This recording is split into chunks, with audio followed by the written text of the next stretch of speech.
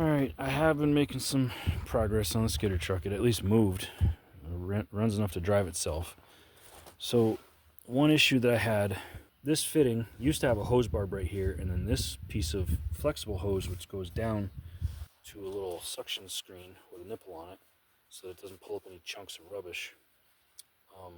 It had lost suction with the hose barb fitting.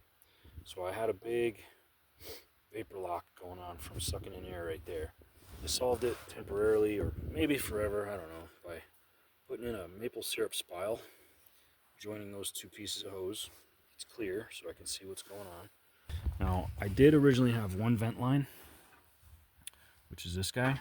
It's long enough that I can tie it in a knot if I roll the truck over. This is a return line I had to add in. It's mostly 3/16 brake line to a 1/4 inch nipple.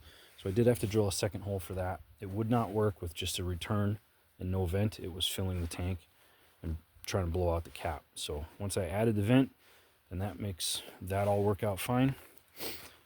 And I did have a Wix fuel filter right here.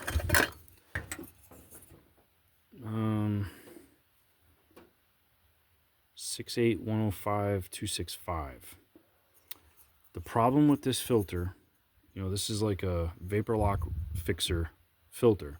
The problem is it's got 5/16 ends and 1/4 inch return. I needed one with 3/8, and I just couldn't find it locally in town.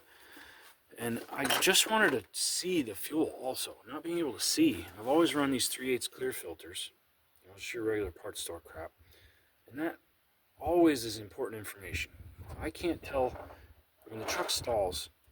I can't tell if I can't see the fuel level. I can't tell if it's stalled from fuel or if it's stalled from lost spark again or whatever. You're always working on these things. If anybody that owns one, you're always working on a damn thing. So I went back to this inline filter, but I was just continually airbound. I was cranking and cranking and cranking. I would fill the float bowl from what I use. This is an invaluable tool. It's a Dawn bottle with an epoxied piece of plastic hose in there. So I fill that Edelbrock. By the way, it fits perfectly right in the front. I fill that Edelbrock through the vents in the top, which mostly you end up spilling it all over the place. If I fill that carburetor up, I can start the truck and it'll run on its own. I can rev the thing up. And I would not be getting fuel for the longest time. This fuel pump is brand new. The lines are all good. There's no question. And it was vapor lock. Vapor lock was not allowing. Well, it was on both ends. At first, it was the suction end was sucking in air bubbles because that hose. I finally figured that out. That made things better. But then it wouldn't get past here. It wouldn't bleed back. So I added in a T with this rubber flex section. That's the return line to the brake hose. And the handy part is you can shut it off. You can close that off, pinch it by hand, and then let go. And you can tell the difference when you're trying to get the line to prime. You can tell that the pump is needing help. Like doing several cycles of this, pinching that off and letting it go, actually helped me get prime. And now it's returning all of really just straight fuel at this point. I've never had this thing maintain fuel level that high before. Never. Until I added that return line. Never had it. Even when it had a stock tank. It never ever worked this good. It would be down here. The truck would barely be running. And the fuel level would be right down there. And you'd be thinking, how can this be running? It's going to be on vapor. So this is great. This is really, really great.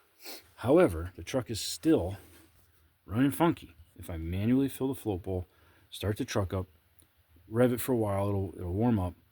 Like it'll stay running, but it'll come down to this like glock, glock, glock, glock, glock, glock. It sounds like it's running on 3 cylinders, like just tractoring, barely running. If you punch it, it'll quit. If you feather it up, it will slowly come up to regular, and then it'll start running good. Like once it gets above idle without stalling, it will run. And the only thing I can think now, another diagnostic point. It's not an ignition thing.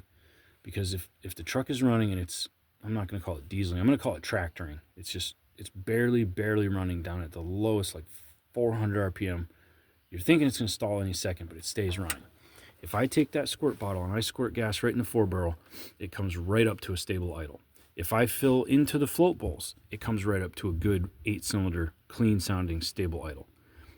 Give it a few more seconds, it'll run that gas down, and it'll go back to this tractoring, okay?